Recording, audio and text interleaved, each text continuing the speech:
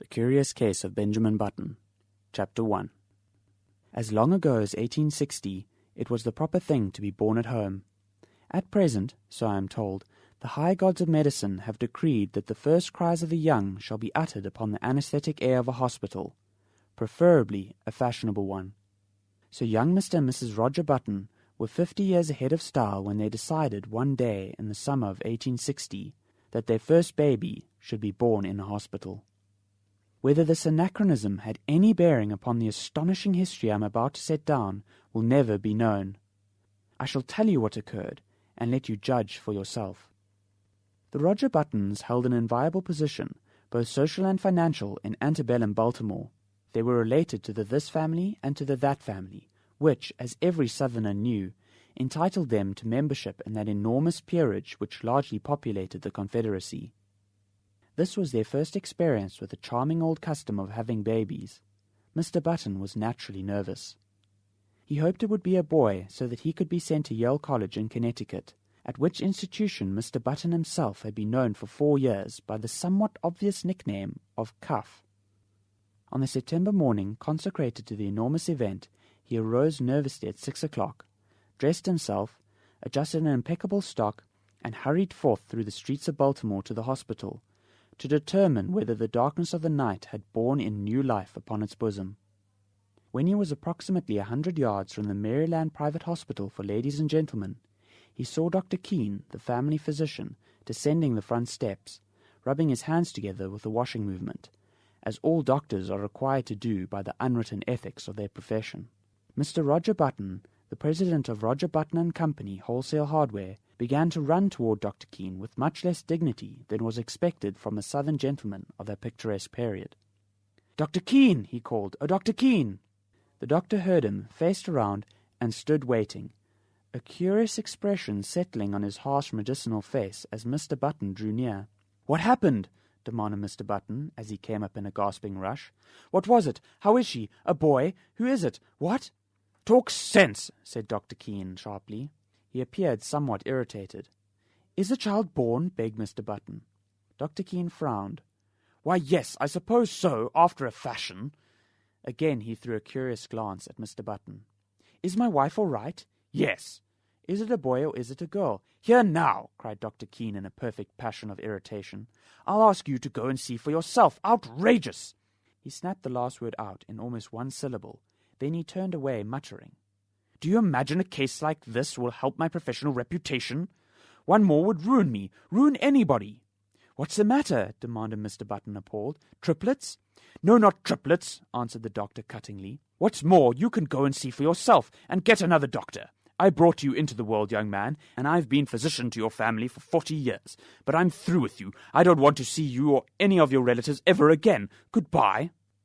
Then he turned sharply, and without another word climbed into his phaeton, which was waiting at the curbside, and drove severely away.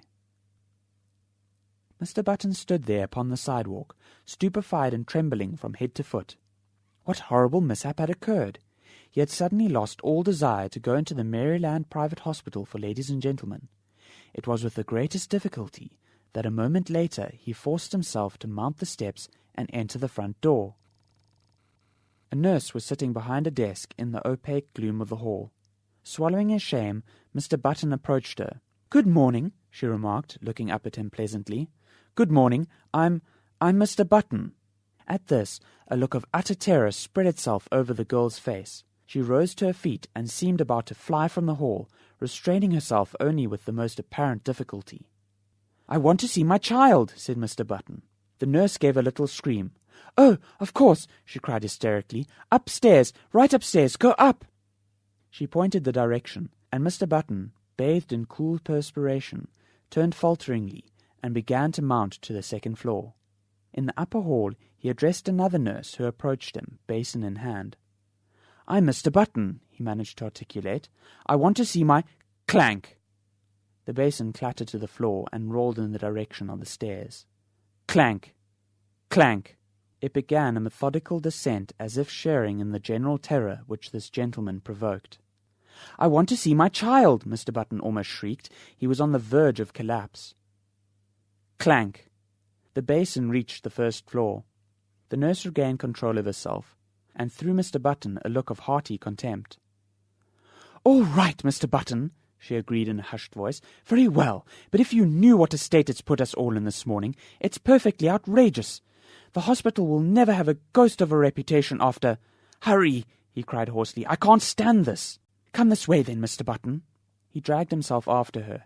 At the end of the long hall they reached a room from which proceeded a variety of howls. Indeed, a room which, in later parlance, would have been known as the crying room. They entered. "Well," gasped Mr. Button, "which is mine?" "There," said the nurse. Mr. Button's eyes followed her pointing finger, and this is what he saw. Wrapped in a voluminous white blanket, and partly crammed into one of the cribs, there sat an old man, apparently about 70 years of age. His sparse hair was almost white, and from his chin dripped a long smoke-coloured beard, which waved absurdly back and forth, fanned by the breeze coming in at the window. He looked up at Mr. Button, with dim, faded eyes, in which lurked a puzzled question. "Am I mad?" thundered Mr. Button, his terror resolving into rage. "Is this some ghastly hospital joke?" "It doesn't seem like a joke to us," replied the nurse severely, "and I don't know whether you're mad or not, but that most certainly is your child." The cool perspiration redoubled on Mr. Button's forehead. He closed his eyes, and then, opening them, looked again. There was no mistake. He was gazing at a man of 70, a baby of 70, a baby whose feet hung over the sides of the crib in which he was reposing.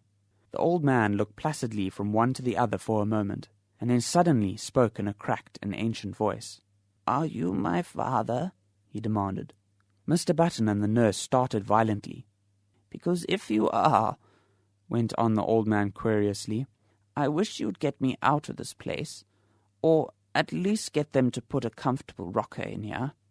"Where in God's name did you come from? Who are you?" burst out Mr. Button frantically.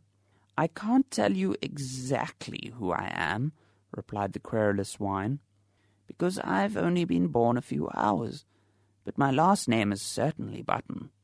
"You lie! You're an impostor!" The old man turned wearily to the nurse. "Nice way to welcome a newborn child," he complained in a weak voice. "Tell him he's wrong, why don't you?" "You're wrong, Mr. Button," said the nurse severely. "This is your child, and you'll have to make the best of it. We're going to ask you to take him home with you as soon as possible, sometime today." "Home?" repeated Mr. Button incredulously. "Yes, we can't have him here. We really can't, you know." "I'm right glad of it," whined the old man. "This is a fine place to keep a youngster of quiet tastes. With all this yelling and howling, I haven't been able to get a wink of sleep. I asked for something to eat," and here his voice rose to a shrill note of protest, "and they brought me a bottle of milk." Mr. Button sank down upon a chair near his son, and concealed his face in his hands. "My heavens," he murmured in an ecstasy of horror. "What will people say? What must I do?" "You'll have to take him home," insisted the nurse. "Immediately." A grotesque picture formed itself with dreadful clarity before the eyes of the tortured man. A picture of himself walking through the crowded streets of the city, with this appalling apparition stalking by his side. I can't," he moaned. People would stop to speak to him, and what was he going to say? He would have to introduce the septuagenarian. "This is my son, born early this morning." And then the old man would gather his blanket around him, and they would plod on, past the bustling stores, the slave market. For a dark instant Mr. Button wished passionately that his son was black, past the luxurious houses of the residential district, past the home for the aged. "Come, pull yourself together," commanded the nurse. "See here," the old man announced suddenly, "if you think I'm going to walk home in this blanket, you're entirely mistaken. Babies always have blankets." With a malicious crackle, the old man held up a small white swaddling garment.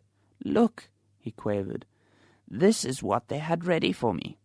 "Babies always wear those," said the nurse primly. "Well," said the old man, "this baby's not going to wear anything in about 2 minutes. This blanket itches. They might at least have given me a sheet." Keep it on," said Mr. Button hurriedly. He turned to the nurse. "What'll I do?" "Go downtown and buy your son some clothes." Mr. Button's son's voice followed him down into the hall, And a cane, father. I want to have a cane. Mr. Button banged the outer door savagely.